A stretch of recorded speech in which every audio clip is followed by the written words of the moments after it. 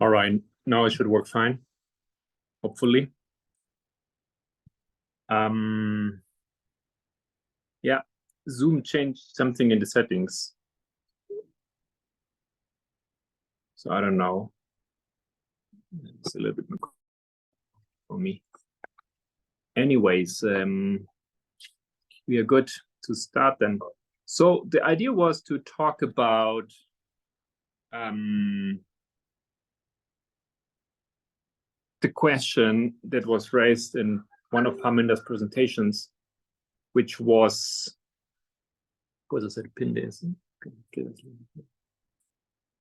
which was about our attitude to the Sabbath, right? Is this how you understood it?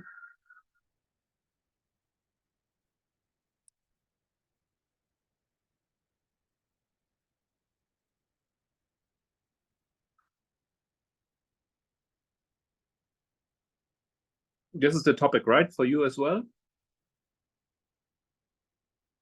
Just give me some feedback. Yeah.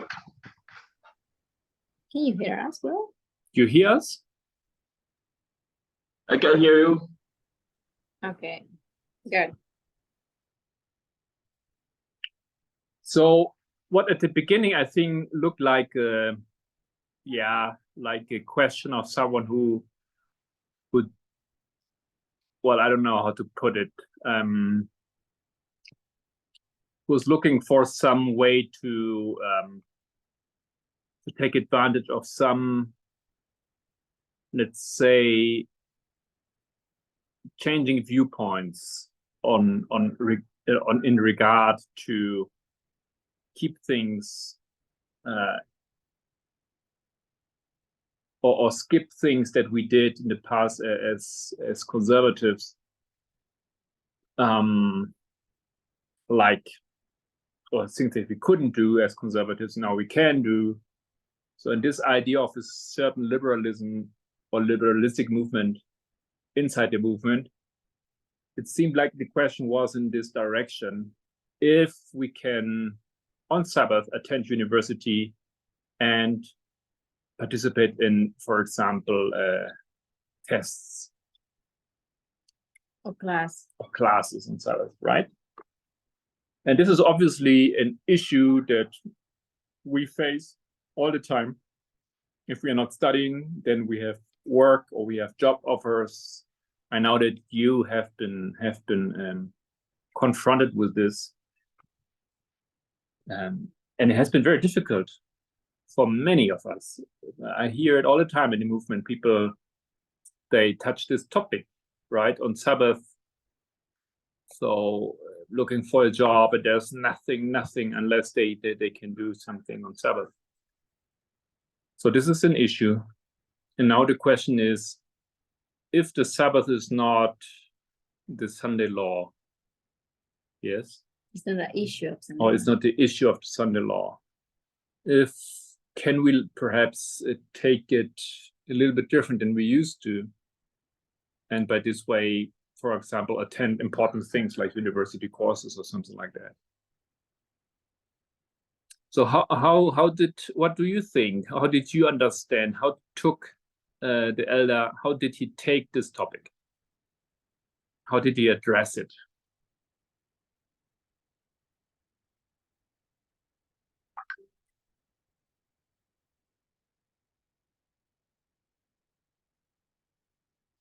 How did you find his answer was, or how, in which way did he answer?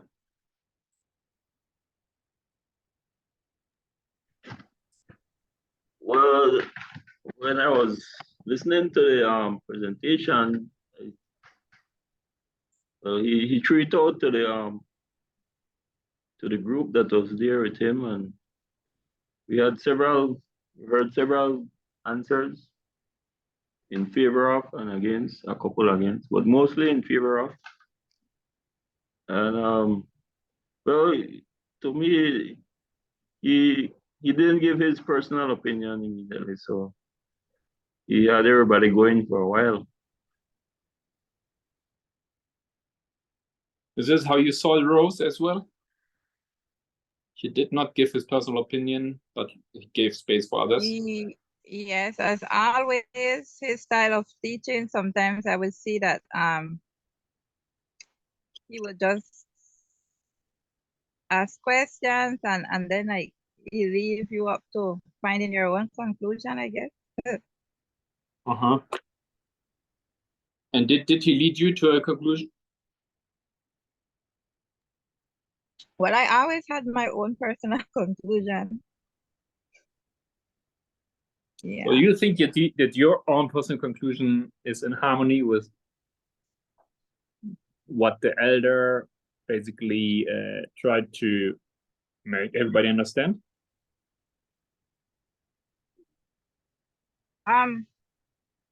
For me, the Sabbath, regardless of not being the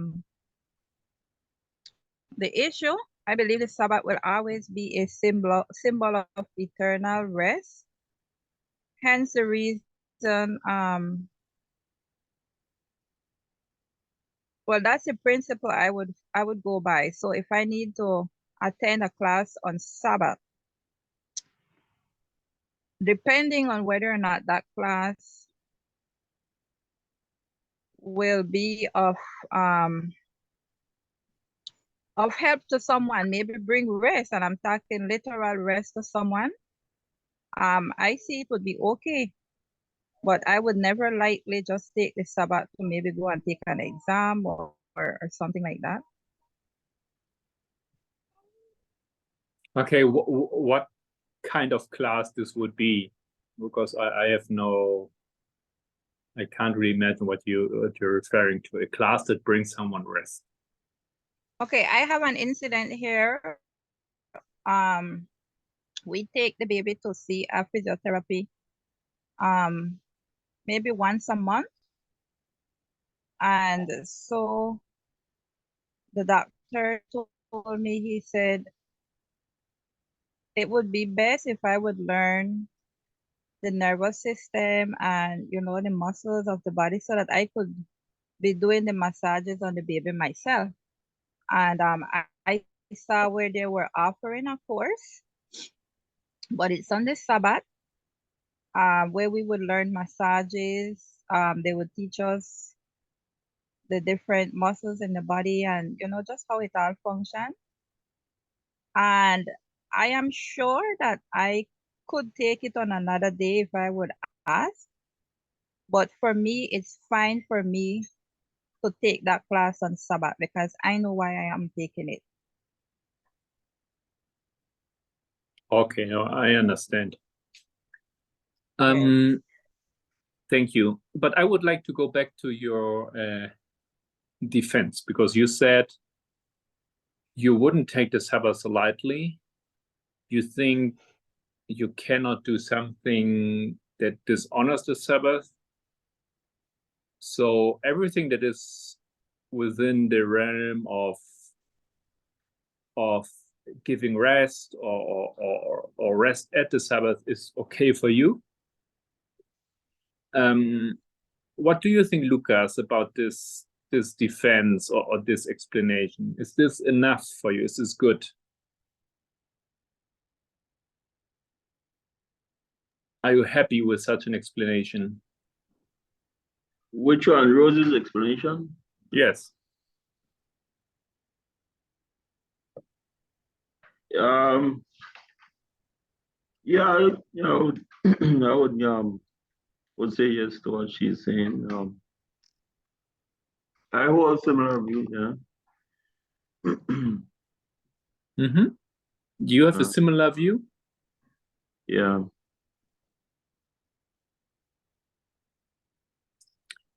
Because I mean, for a long time before, I wouldn't say before, but I was going to say before I joined the movement, but it was during the time when we just joined the movement.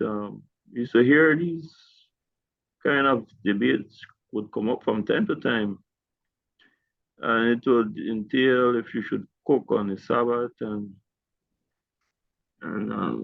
things like that, buy on the Sabbath and stuff. So I always, I remember once, I don't know if Rose remember, we had this discussion at the church.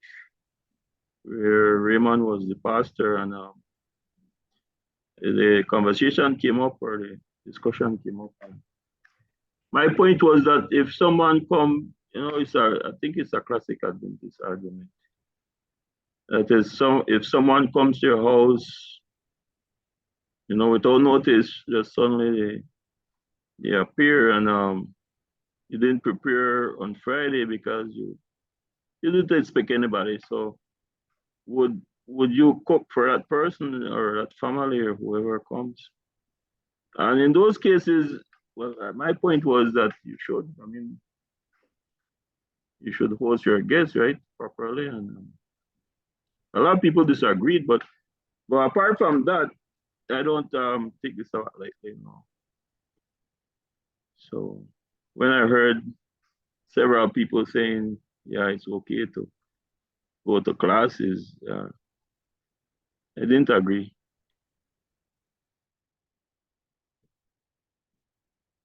Okay, you want to say something? Okay, so my question for both of you is, you basically did not change anything in regard to the Sabbath from before the movement, during the movement, and now at this stage of the movement development, right? I think. Well, since the midnight cry, for me, it was kind of hard to change over to listening to reading articles and listening to news on the Sabbath. But that was something that came up, and Okay. yeah.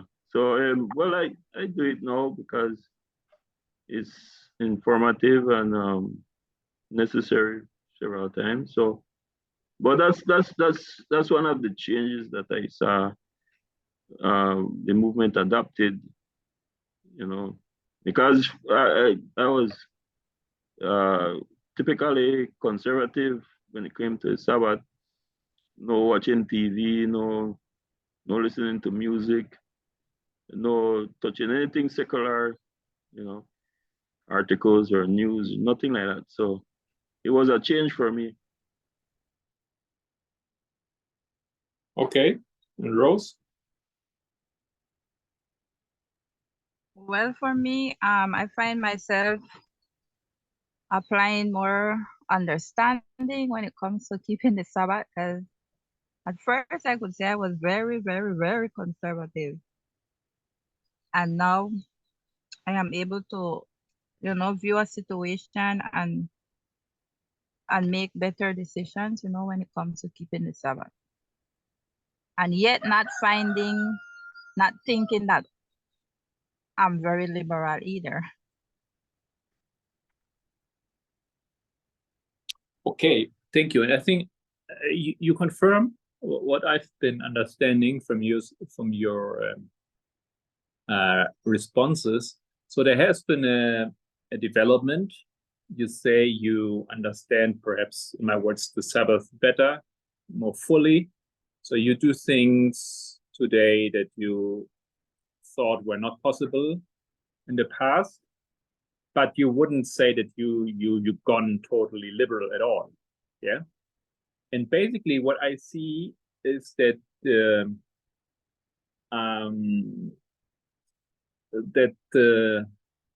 explanation that you give why you do certain things and others you don't hasn't changed very much. Yeah, it's the idea of keeping the Sabbath holy, it's the idea of things that you can't do on Sabbath. You just incorporate a few more things that were not in the list before. So my question is, in regard to Elder Parminder's presentation, if this is enough for us, if we can basically just stay on our old arguments to defend the Sabbath, is it enough? What do you think that Parminder say in regard? What do you say?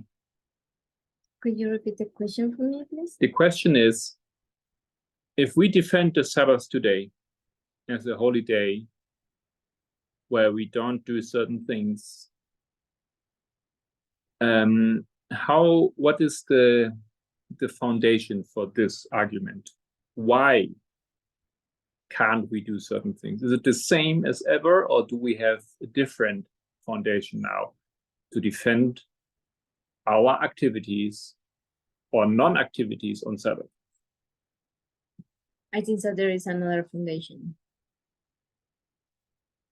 Okay. but the new foundation doesn't eliminate. It's like an increasing. Mhm. Like, for example, we always believe that the Sabbath was Sunday law, the test of Sunday law. So we saved the Sabbath according to all the commandment of God, we kept, according all the ordinance that He gave us. But now we understand that the Sunday law is not, the Sabbath is not a test of Sunday law. So what do you mean?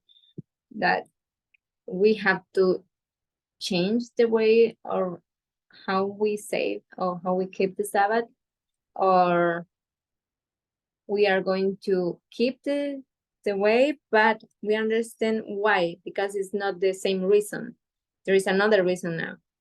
I think so what Parminder explained is that our reason is prophetic reason now, and have another arguments why we keep the Sabbath, I think. Thank you. How do you see that, Lucas and Rose? Did you get the question, and did you get the answer?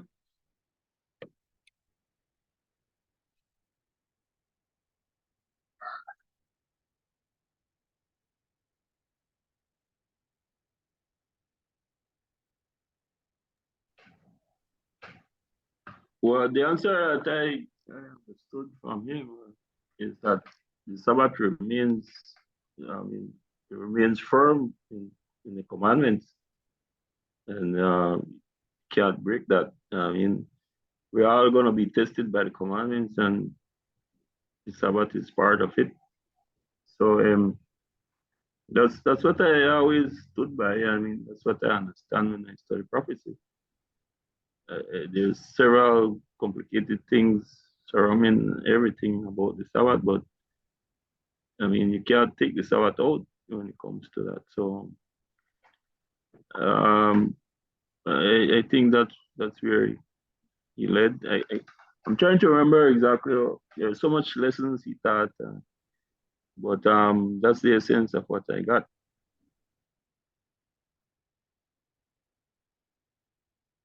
Okay. Rose?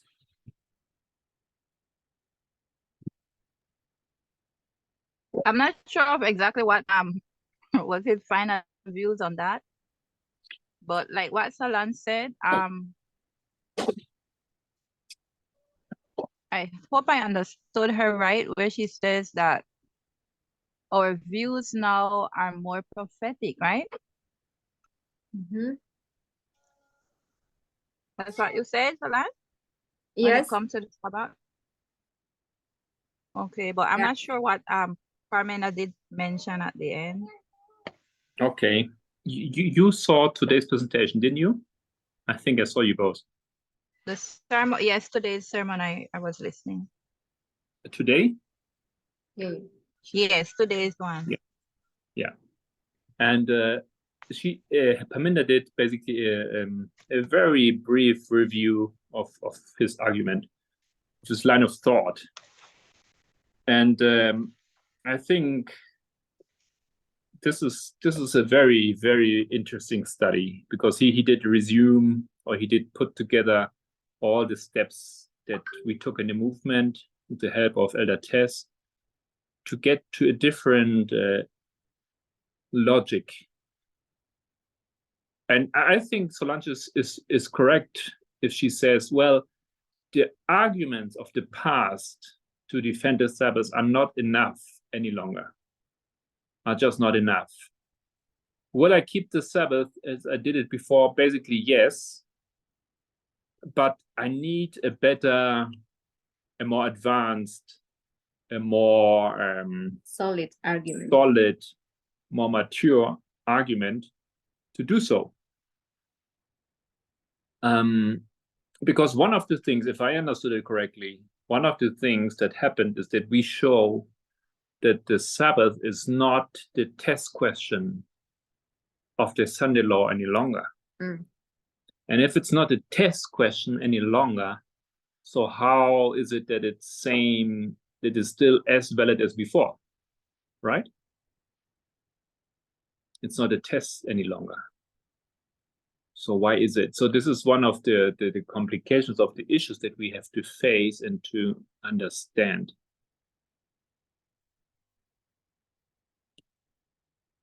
And basically, he brought in. Now I don't know if you can say it in your words, but Elder Tess showed that slavery was the test question at one point. Yes, was the Sunday law at one point. The Sunday law. Then it got removed and the Sabbath became the Sunday law test question. Then the Sabbaths were removed and equality became the test question. So, yeah, you see, this is a problem that we need to address. So why would be the Sabbath still such an issue as before if we understood it isn't? You understand what I mean?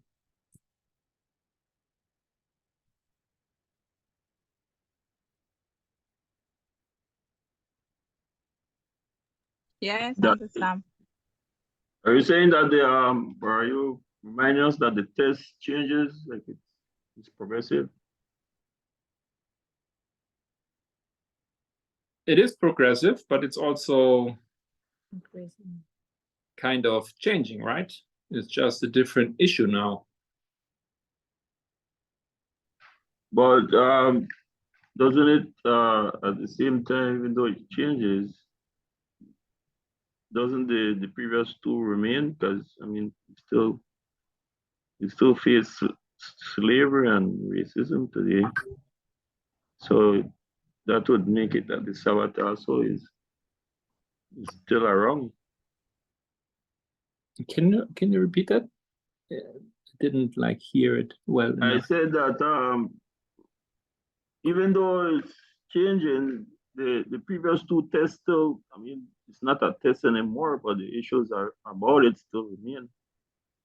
I mean, you still have issues about racism and slavery, modern day slavery, sex slavery, and human trafficking, all these things. And then, so I said, even the Sabbath, I mean, it's not a test, but it has to do with loving God, something to do with loving God. You're approved for it. Mm-hmm.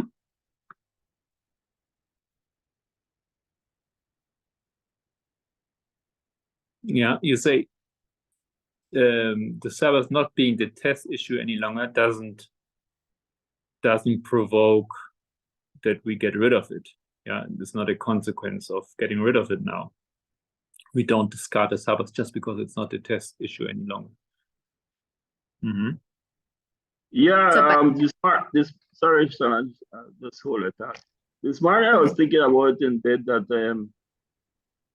the Sabbath should remain because the Sabbath has been proven, you know, when that issue came up between Sabbath and Sunday, the Sabbath proved itself to be the victor, right?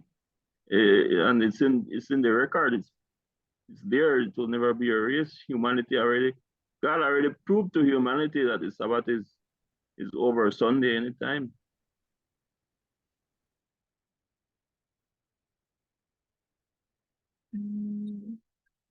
What did you want to say?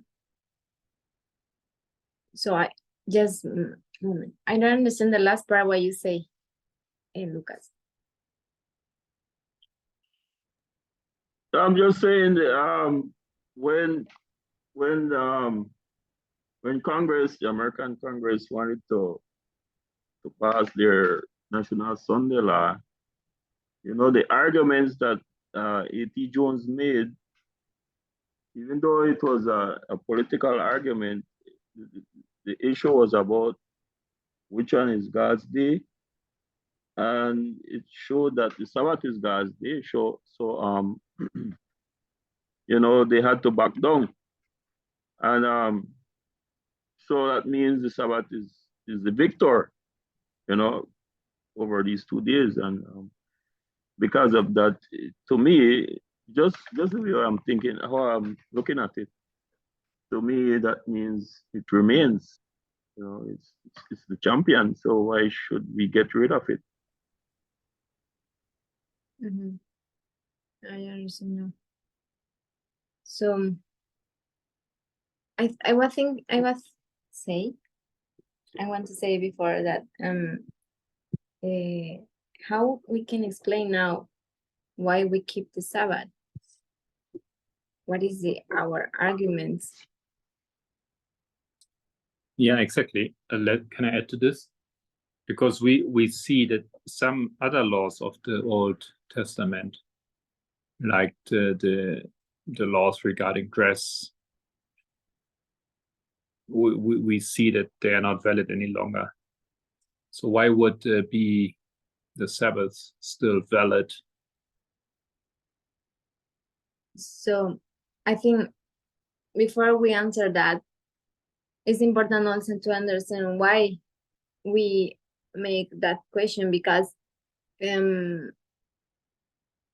with the movement moving to the left side or left wing, we understand sometimes that many things have to change the way how we keep the Sabbath, or how we obey the vows and other topics. So this is a question that may us to take the old light, if we can say that, the old light like in a lightweight, and putting in doubt everything to try to move with all our principles to change in a liberal way, we can say. So that is a big risk that we are running now in the movement and in a personal level, in the groups also we can see that tendency. But Marco and I, we are questioning if this is tendency, is just unconscious, or the people really doesn't understand the message, or what happened. So I want to see, how do you see that?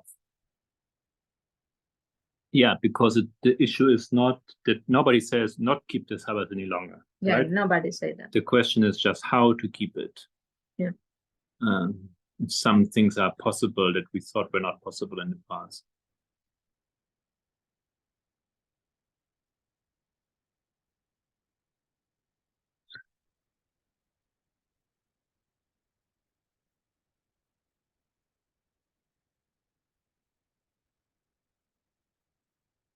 How do you perceive that?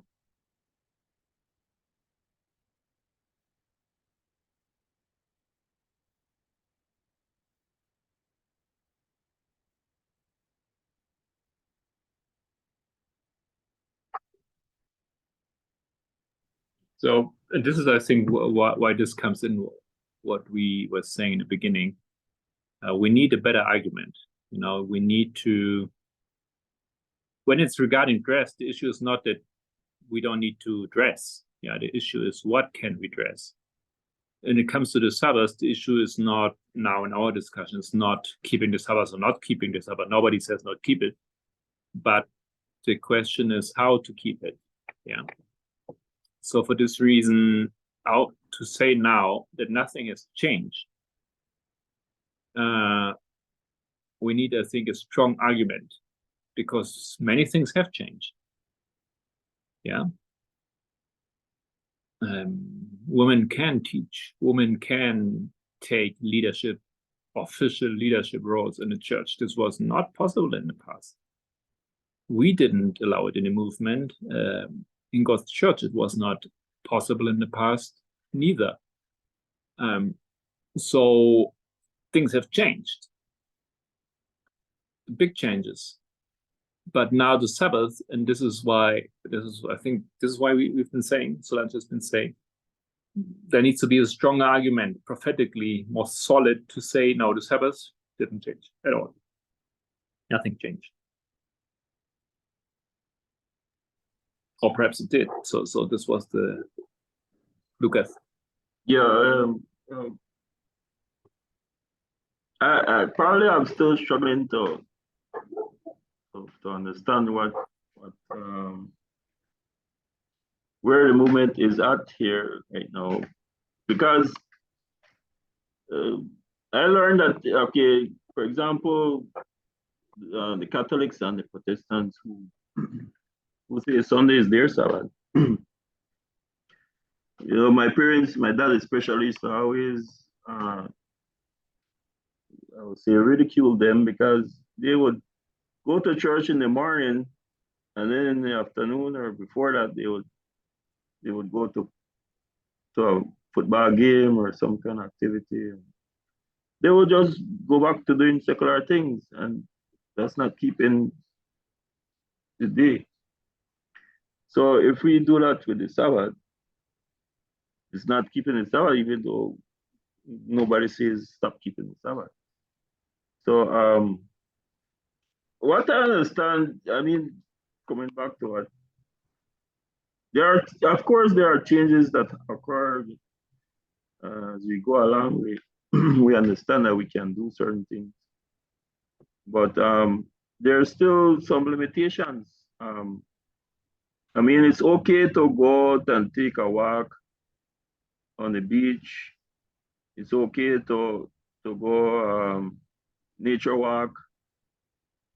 It's okay to, like what I said, read articles and watch news and stuff like that.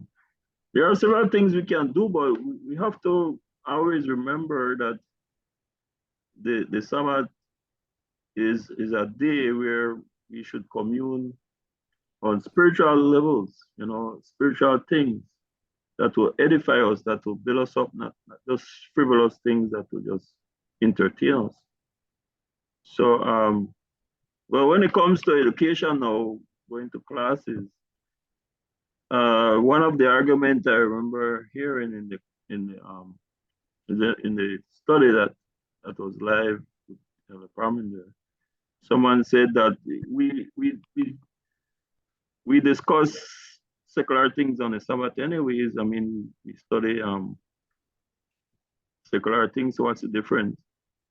But the difference for me, I thought to myself, is that we're looking at these historical things or political things in order to gain a spiritual growth. You know, to understand prophecy better is different from just going to classes and having a lecture and everybody just, I mean, we all should know, I think everybody knows the environment of a classroom, and even in between classes, the things everybody does, and it's not the same. If you just want to highlight that aspect of keeping the Sabbath, if it's okay to go to classes, right? So for me, it will cause your mind to be distracted from where it should be on that day. So I don't think it's okay. But yeah, but I do admit that I have many more things to understand and learn. But that's where I am right now. I don't think there's much that has changed.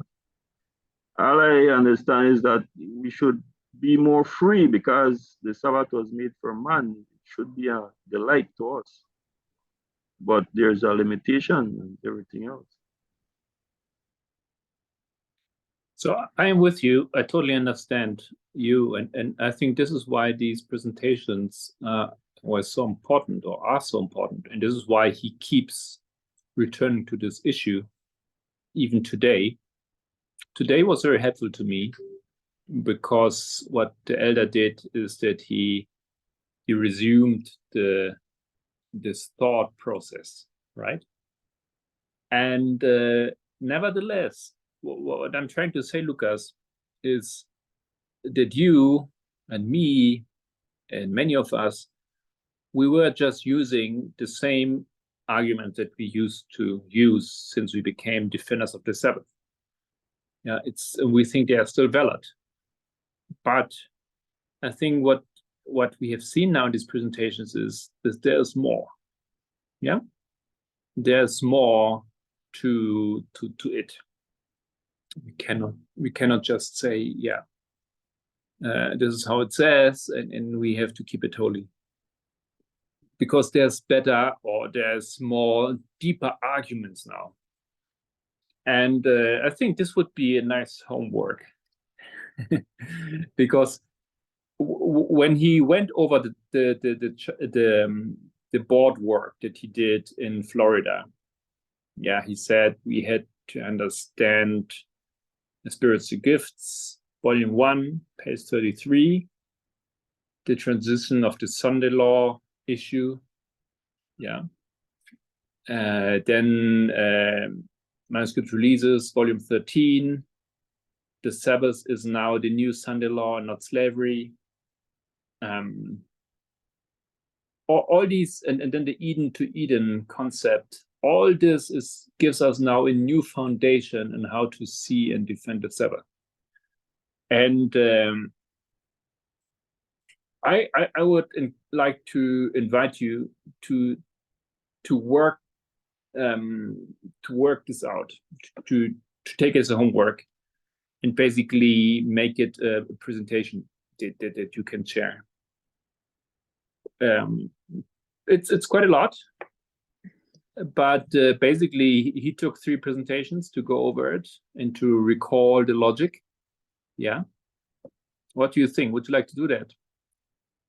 Like taking parts of this logic in order to understand the importance and the role of Sabbath for us in our time.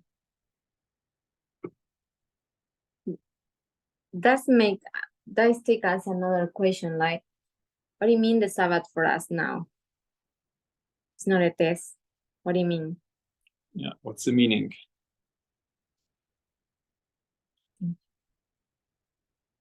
So for Rose. Yeah, but Go ahead. before Rose comes in, I mean, there's so many questions that I understand what you're saying, Marco, and what, yeah, I understand that the arguments are cannot be the same today, but it is complicated because one of my question is, so then are the Nethinims required to keep the Sabbath whenever they come over on God's side? And how will they respond to keeping the Sabbath? Is it because of that, or so I still have questions.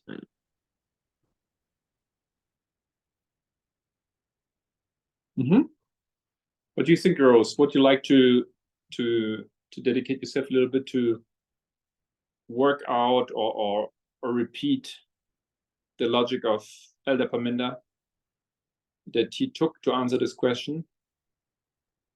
He did not answer it in a phrase, right? But he gave us the answer, basically encapsulated in this process.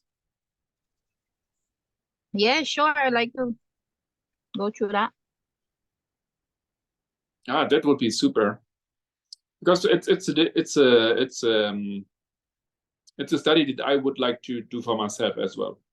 I really would like to go through it, because one thing is hearing the elements, and another thing is to bringing it all together and apply it to this one question, right?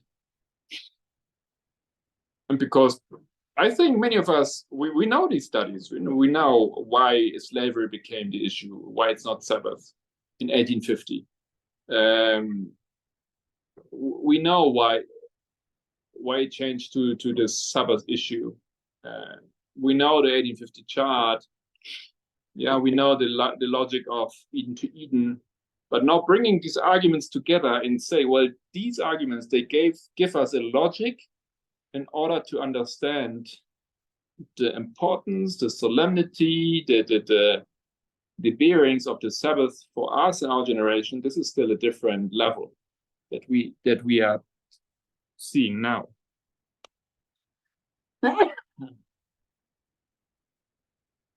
Or that perhaps we should have seen, we could have seen before, but many of us just didn't. And then the answer becomes clear. But he went to hear once. What? Yeah. So you're going to do something, Rose? You think for, I don't know, when we can meet next Sabbath? Or need more time, or I don't know, how are you time? How is your time?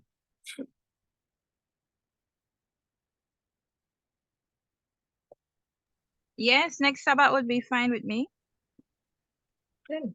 Lucas, you have still the same schedule where you go every second Sabbath to visit family, or is it you have more time now, or have you different schedule? No, it was. I would go to my sister's house where my dad was, but they went. My dad is gone already, so yeah. Okay, it's So I good. don't go. Yeah, I'm back. I'm here on the Sabbath. I don't go anywhere on the Sabbath anymore. Would you like to work out the issue of Lucas of First video. what? The first video. No, I was thinking of the Eden to Eden part. Yeah. It's a block, right? As you can see, like in the graphic, these are all the different blocks that we need to understand. And perhaps Rose can cover the first two, early writings and the 1850 chart. And Lucas, you can take the block of Eden to Eden. Raymond can take them. What do you think? Like to do that? Yeah, I could work on it. Yeah, I would. For when? Who will present next week? Rose? Mm-hmm. Yeah. Yeah. Okay. Then the following week is me. Yeah. Oh, okay. Okay, so what should I do again? You see the chart? Yes, I'm You seeing it. So take the block, the two blocks on the left. Early writings, Sins of Babylon, this chapter, and the 1850 chart, which is below, right? Sabbath is the new Sunday law. The Sabbath issue is the new Sunday law issue. And well, yeah, exactly, these two issues. And how they, well, always under the perspective, how these issues now contribute to our understanding on defending the Sabbath, or to understand what does the Sabbath mean, what can we do, what shouldn't we do. Okay. And Lucas, you take Mount of Blessing, page 63, the Eden to Eden concept. And it has to do with marriage, right? Mm. And how does this relate to the Sabbath as well? And then we can plan for the third presentation, perhaps. So.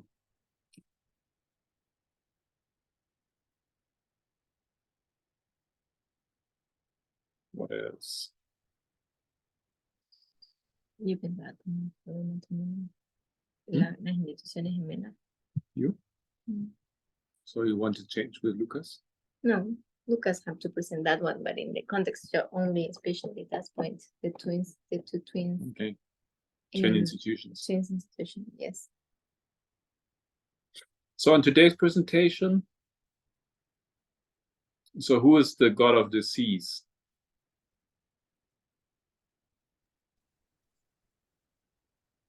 The one that I worship. The one that you worship? Yes. Lucas, do you also worship the god of the seas?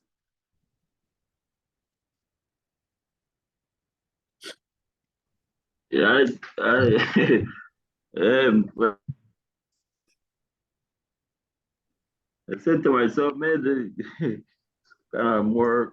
it's more complicated now. So, what will our Adventist friends think if we would tell them something like this?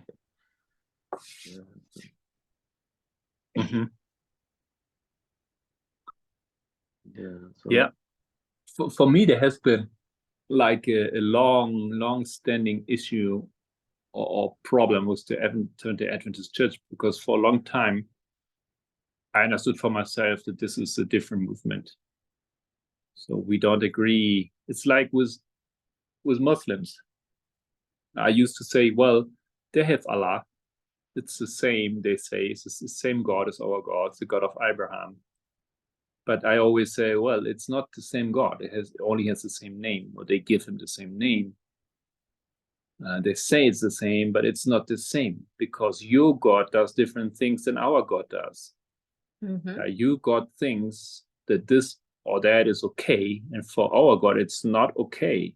So it's not the same God. And the same thing I thought of the Adventist Church. Your God does think, let's say slavery is okay. Well, not the Adventist God, perhaps, but well, that woman cannot be employed by the church as a pastor, for example. Let's hear what your God thinks, but my God doesn't think that. So it's a different God, isn't it? And yeah. yeah. What I thought about is, I guess, what caused it, what brought the rift even farther apart is that the last presentation from Mark Finley about the LGBT community. I mean, yeah, that proved that definitely a different God. We don't serve the same God. What did he say? Well, basically, they condemn the LGBT community as a sinful community, and they need to change to be saved. They need to stop doing whatever they view as sin.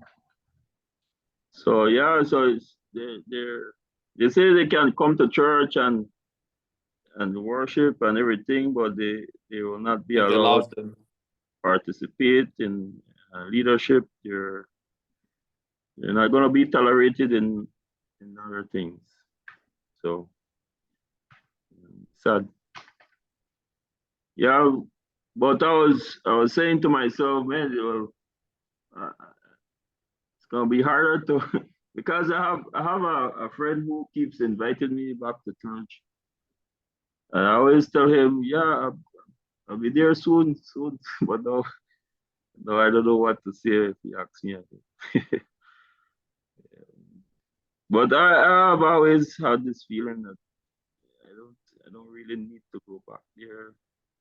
But at the same time, it's the only place I meet people who probably would listen to me. Of course, well, I from time to time I have conversation with other people about this message. I try to squeeze it in some kind of way, but I'm talking about Adventist people. I don't meet them a lot, so to maybe trigger their thoughts, going to their church would be a better environment, or a more available environment. But no, it's kind of the message made me thought, no, think more. Should I go or? There are some in the movement who are pretty much more attached to the church still. They go to the church, they have their friends in the church.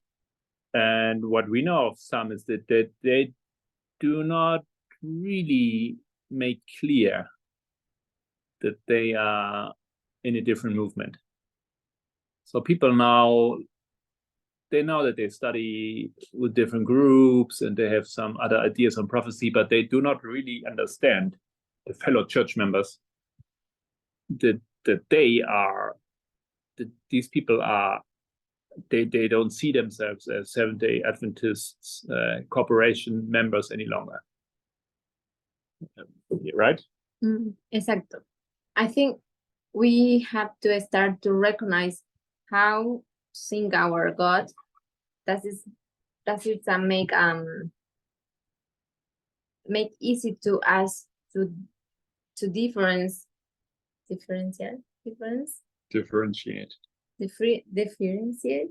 the our God of the other God. For example, I mean, Lucas, you give an example how they treat the LGBT community people, or how they resolve the issue of marriage, the problems inside of the marriage. Usually the council is the women have to submit it. There is not corrections. So we have to recognize that our God is a God that defends the human rights, because these human rights put us in an equal condition, everyone of us. And I think this is a little difference, easy, I think, to see, but there is another aspect that we can recognize. And for that reason, for me to say, when we pray with them, we have to recognize which is who is the God that we are going to need in front of them or with them. And that is make dangerous, because we are not in a time to commit mistake like that way.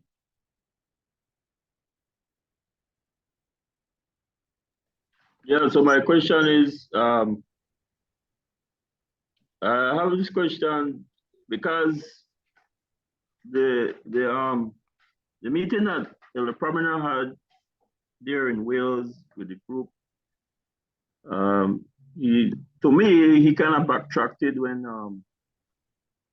when forget the young man's name, was building his arguments upon what the Premier said. Remember, they had this question about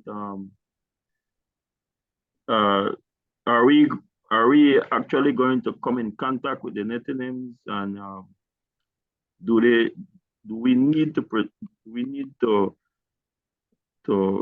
be in direct contact with them, or will they find a way to the truth by themselves? And that was what we understood that the Parmenter was saying, but then he backtracked. So does that backtrack also goes for the Levites? Do we still need to?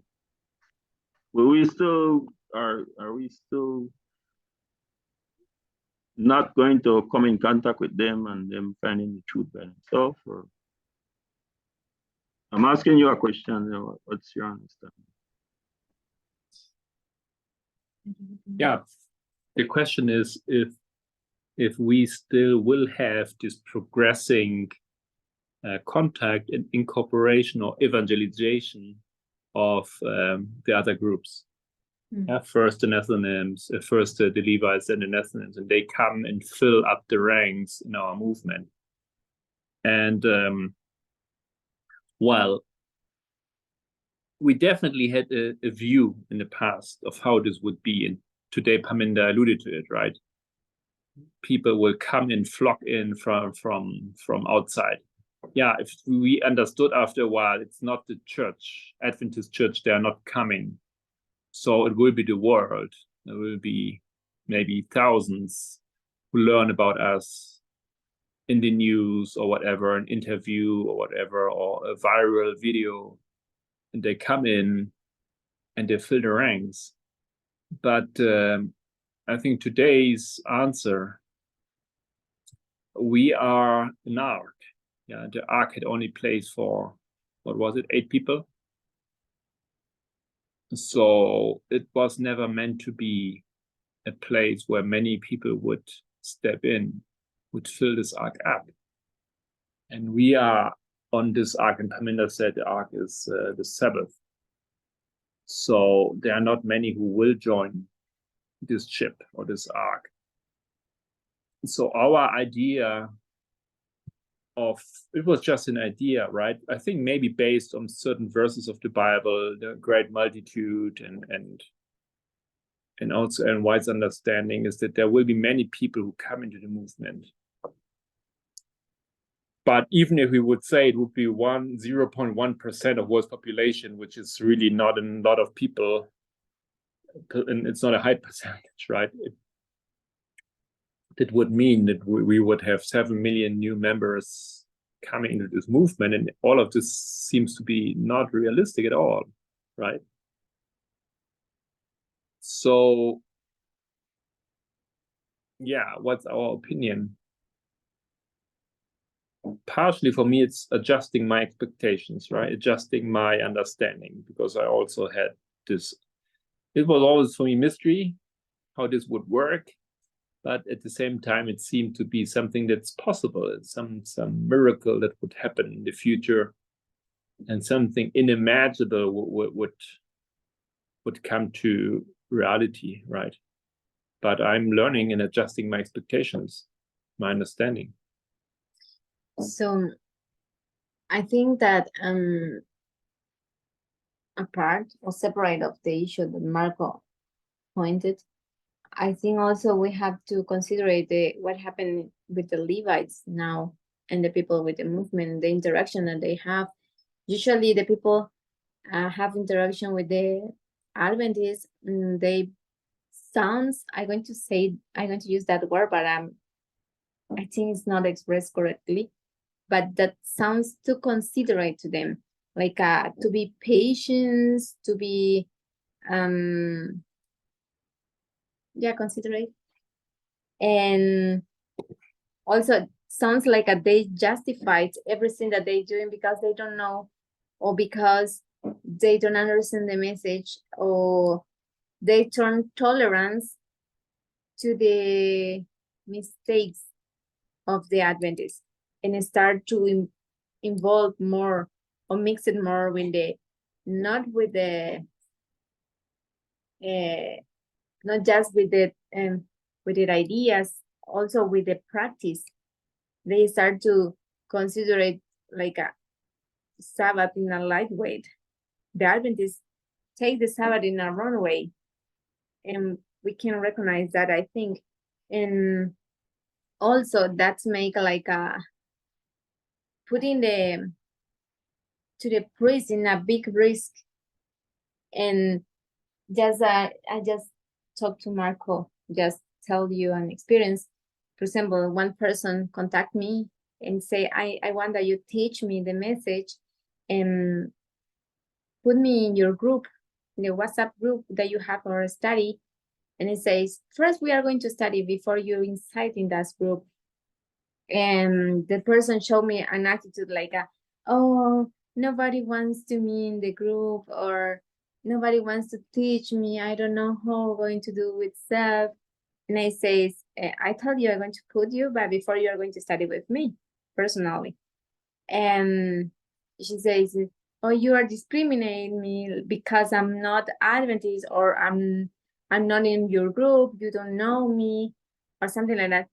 And start to manipulate to the conversation or the situation that I feel me like a forced to do it what they want, or what that person wants. And that is wrong. This is a wrong way. And this is in a clear example, I think, that how is the influence of the Levites upon the priests. Now the priests are and start to argument why we are going to say that the Lord doesn't give an opportunity else for the Levites, or questions like do you think that the Lord really is going to forget that people, something like that? And that is like create doubts, create a big difference, like God treat the priests and God treat the Levites, and we don't remember, or we forgot how God lead the people, and how are the opportunities that they had before. And I think it's important that we can understand that context also of the Levites in the Nephilim also, because people in the movement start to say, oh, but if you use ring or just, I don't know, how to say, earrings, jewelry. Jewelry is not bad, the Nephilim do it, or we can eat something because they do it, just we share with them, and start to force it to the priest to put down the norm of life, or that we understand, and the Lord teach us how we have to live, or how we have to work. And that is the big issue in the movement now. And I think that is the subtle way that we can see expressed in the questions that the Parminda is receiving. And I think we have to start to looking not the same arguments to explain that like he did, not give the direct answer like they wait, but looking to show them the real intention of their question, of their intention that they have. What do you think? I would like to hear Rose's opinion on the question that Lucas made also. Could you refresh my mind what the question was?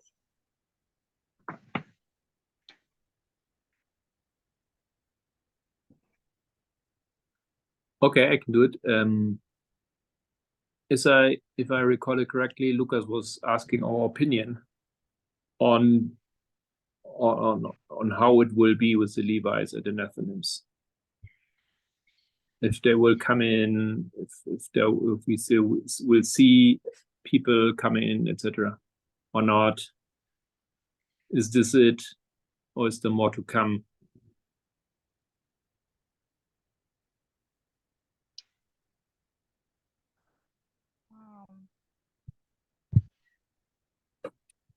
I believe more will come, not in the magnitude as how I thought it would have been.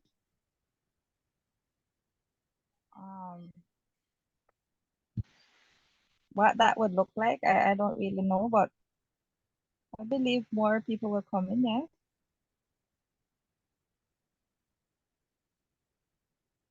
So you're speaking about Levites, because they are already in the harvest time period now, since 2 years. Or you are speaking about Nephilims, who are in the Sunday law, in the latter rain time period, midnight cry time period. What you're referring to, what you think?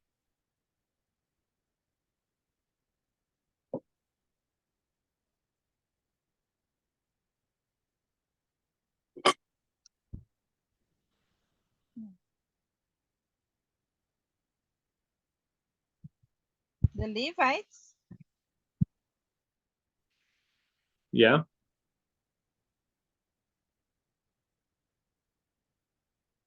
But how will this happen, Rose? What's your opinion? Because the church has no interest. There's nobody who has interest in this movement.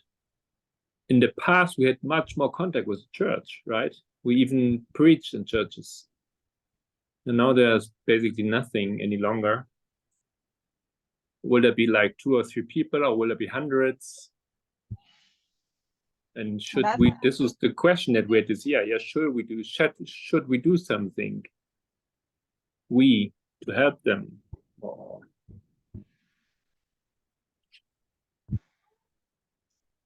I say this because, well, personally, I've known a few people. It's like, it's just something missing. Like if they would just get an understanding, you would see a big difference. I mean, they're very humble, they're open to learn, but it's like, and then again, it's just this Sabbath issue. They still believe that, the Sabbath will be the test, the literal Sabbath will be the test. It's like, if they would just get a better understanding, it would all make a difference, but I don't know. I'm just hoping that they would still have a chance, and it's not like God is holding it back from them, it's them holding themselves away from knowledge. Because knowledge is what will make the difference. what will make the difference? That knowledge, knowing what is the Knowledge. issue Yeah. now, right? But everything is out there, right? The world knows about it. The world is speaking, discussing about it.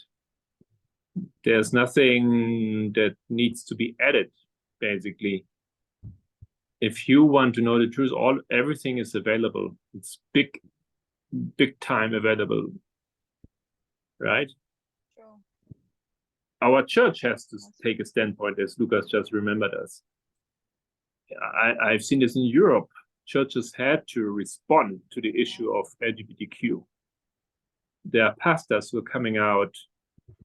In Germany, there was a very prominent case with a pastor of a big church who said he was gay. The church had to make an official statement and all of this. So we are like 2 years into the harvest time of the Levites already. So I'm of course, like always, no, we are not referring to individuals. No, we are referring to the institution and to the organizations.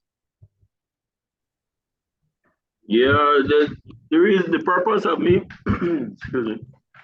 The reason I asked that question was because of the solemnity of the message this morning, where, I mean, if we can't help them, then, or if they don't want help, then it doesn't make any sense going to their church, indeed. I mean, because they're already not worshiping the true God. And if you see, the thing is about the Adventist church, I'm not making an excuse for them, but the members, they are trained, or they are always trained to just listen to what the leadership says, and everything else is unimportant, it's unnecessary, and somewhat dangerous, they would say. So they're like people in the church, they are captured. I mean, they're mental prison, I would say, the way how the organization have them. And so because of that, these topics or these issues or these truths that we have, it might be interesting to them, but because the church don't teach it, they don't want to hear it. And it's because they're already manipulated by the organization to reject anything that is not of the organization. So it creates a very dangerous ground for them. And so I was wondering, I mean, because well, you understand now, we're not praying to the same God. So, how will they get help? That's a question I had. Yeah. I'm just considering that question. If we see the story of the ark, we can see that only there is 8 people, like Marco say, but we understand that people is be safe because they decide. And I think if we try to think in Levites, in Nethinims, if they are going to join to the movement, I think so they can join to the movement, but not to the group of the priests. So I think even if they are joining the movement, in some moment they need to, I'm going to say in that way, they need to like pass for a purification process, and that's process take time, and probably we don't feel like they are in the movement, or they don't feel that way, but the way that how they position it with the message, I think is going to show us if they are or not in the movement. I don't know if you understand what I mean. Yeah, that's true. That's true. Yeah, I understand what you just said. Okay. And reality is there are people that are coming in, right? I think even in our Spanish group, we have some coming in. They are totally new. Yeah, that's right. But the reality also is it's very, very, very few. Yeah, it's much less than we thought perhaps some years ago. And I was thinking, if you remember, why did you join the movement? There's nothing special that happened in the world, right? It was not 9/11. It was not the time of the end. So there's nothing big that happened in the world that makes us change our opinion. So Adventists are waiting for the Sunday law, right? And unless I think and even many Adventists have the idea that when the Sunday law comes, then we have time to adjust, because then it's getting real. Finally, then it's really the last days, and then we have to stop doing what we did. It was wrong. So, in my opinion, we changed. You can answer to that if you want. We changed because we were seeking for truth, and when we heard truth, we stopped and we started thinking about it, and then we wanted to learn more, and then we started to adopt it. And then we realized that we need to change. Then we realized that we need to leave. And then we realized that we have to join another movement. So, but it was just because the truth, love of truth, seeking the truth. And the truth is out there all the time. Yeah, it's even more visible now for everyone in this world. It's there. So people, I mean, if you can see in the chart, right? They got their call. They have the early rain period, the latter rain period is all past. And what is the rain, right? It's the message that has been given so they can produce the fruit. And this was already 2021 for Levites. And the world is in this period right now. They're getting their message. But so I honestly don't have big expectation that much will change now. Yeah, this is a good point, because, for example, in my interaction with the Adventists or with the Nethinims in the world, they just keep their speech like oh yeah, God said that we want to say it, what we want to do, what the God said. Everything is in a spiritual issue.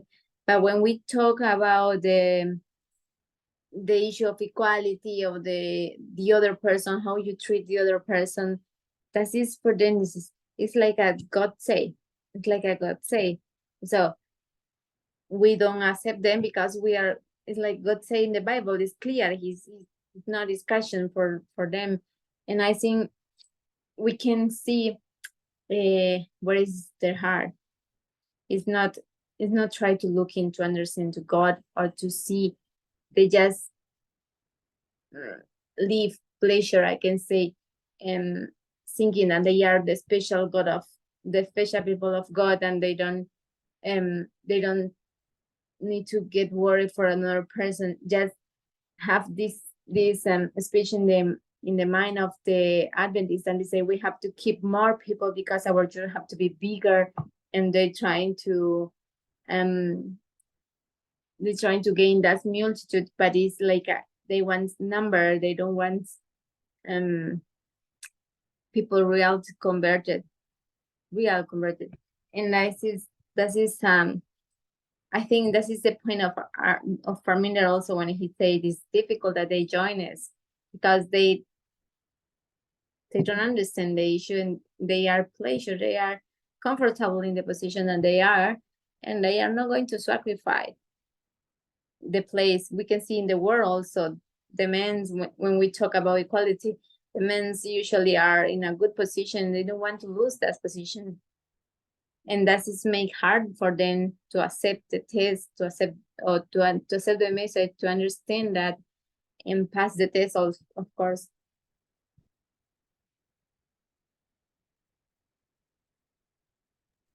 Yeah. Yep. That's very sad, but that's the reality. Yeah, it's a reality. I think the way that we have to intervene in that case is just try to explain them. I don't try to convince them when I talk with them because I think I lose my time. But I just try to explain the logical what they said.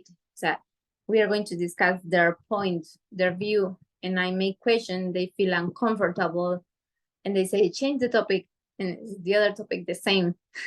So all the time, I try to show you or to explain their logical, how it looks they logical, and they just want to change the topic.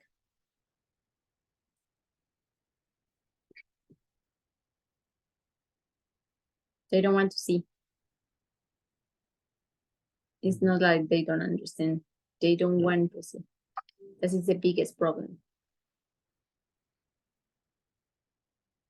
And I don't know if you hear, sorry.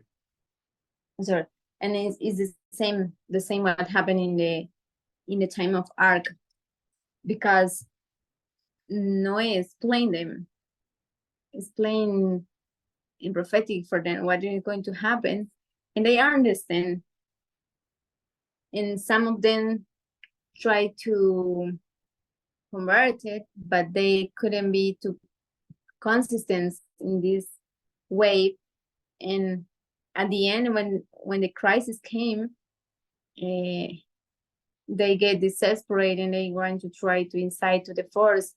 And this is not the way that you have to incite in the Ark. It's not the way that you have to pass to the test like a force or pressure. No, you have to be conscious. Maturity is a cold mind decision.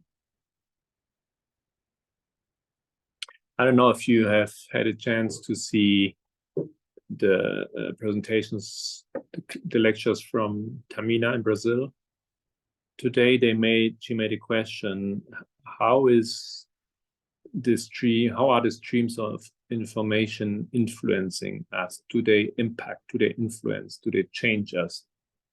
And someone was answering that there's evidence actually that, yeah, the streams of information, they can change us extremely.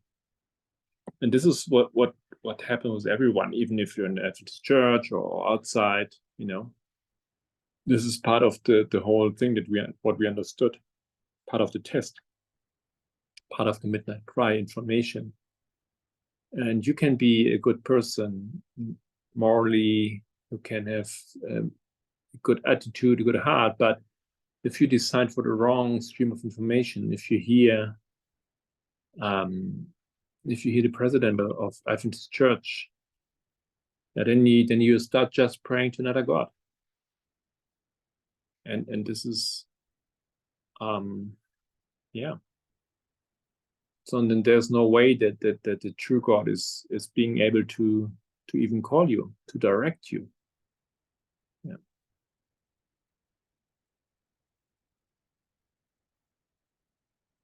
Well, all right. I think there are some answers to your question. Thank you for making that question, Lucas.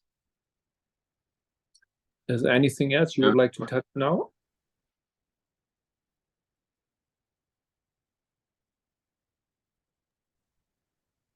I had something else in my mind, but I'm trying to remember what it. I can't remember what it is right now. Maybe Rose. I don't know if Rose have anything.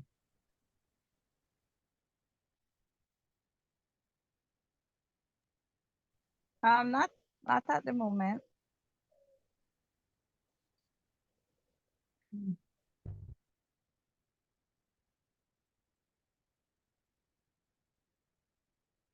Okay, so you have your homework. Next week we'll do a study with Rose. The week after that with Lucas. If there are any questions regarding if you don't find videos or whatever, just post. So in the group we can help, we can find answers. I'm looking forward to that, to hear you. It's good to have this little meeting with you. Thank Yeah, you. it's good. Thanks. Thank you. Hi, Lucas, and I have a long time. Oh yeah, here. Sorry? Didn't get that. She said she haven't heard from me a long time. I told her I'm right here trying to survive. Making life.